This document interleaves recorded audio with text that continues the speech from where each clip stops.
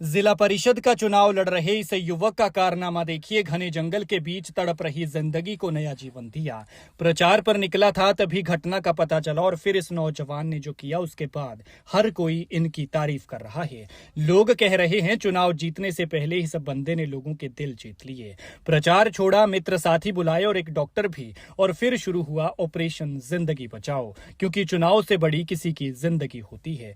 देखिए ये घना जंगल, न रास्ता न पैर रखने की जगह, चारों तरफ झाड़ियां ही झाड़ियां, और बहुत नीचे जाकर तड़प रही थी वो जिंदगी। करीब 250 मीटर नीचे जाकर देखा तो पता चला कि एक भारी सांड जो बिदक चुका था वो बेबस होकर पड़ा था। भूखा था, कुछ खा नहीं सकता था क्योंकि मुंह फट चुका था और कीड़े चल रहे थे।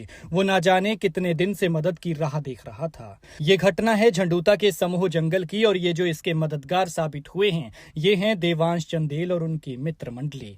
बताया जा रहा है कि पहले ये सांड सड़क किनारे था। कुछ लोग इसकी मदद के लिए आगे आए थे, लेकिन उन लोगों से डरकर ये सांड नीचे घने जंगल में उतर गया।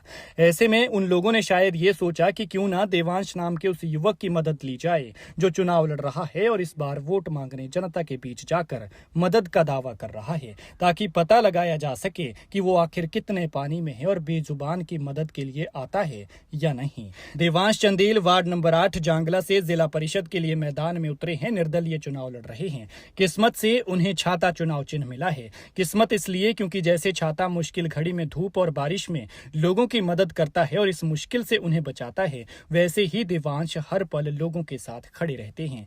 देवांश को जैसे ही सांड की हालत के बारे में पता चला तो वो तुरंत प्रचार छोड़कर उन साथियों के साथ मौके पर पहुंचे जो उनके साथ प्रचार में डटे थे।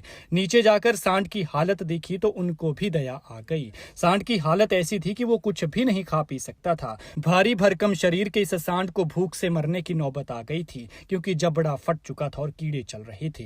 अंदाजा लगाया जा रहा है कि सांड का जबड़ा जंगल में लगी कांटेदार तार की चपेट में आ गया होगा, जिससे उसकी ऐसी हालत हुई है। लेकिन देवांश इस सांड के लिए मसीहा बनकर पहुंचे। उन्होंने डॉक्टर को बुलाया और साथियों के साथ जंगल तक गए और फिर फर्स्ट एड देने के बाद सांड को किसी तरह से सड़क तक पहुंचाया। लेकिन राजनीति के इस दौर में गौवंश के लिए दावे और वादे करने वाले तो बहुत मिलेंगे, लेकिन असली गौ सेवा इसे कहते हैं। ना कोई लालच, ना कोई उम्मीद, बस कर्म करना है। फल ऊपर वाला अपने आप देगा। और इसी निस्वार्थ सेवा भावना के चलते देवांश जांगला में छाए हुए हैं, लोगों के दिलों पर राज कर रहे हैं। और ये कोई पहली दफा नहीं है। समाज सेवा का ये कारवां देवांश के दादाजी से शुरू हुआ था, जो मशहूर वैद्य थे। फिर पिताजी ने विरासत संभाली और अब बेटा उसी नक्शे कदम पर चल रहा है। फर्क सिर्फ इतना है कि देवांश राजनीति में उतरकर जनता की सेवा फ्रंट फुट पर खड़े होकर करना चाहते हैं। उनकी आवाज और उनके हर सुख दुख के साथी बनना चाहते हैं।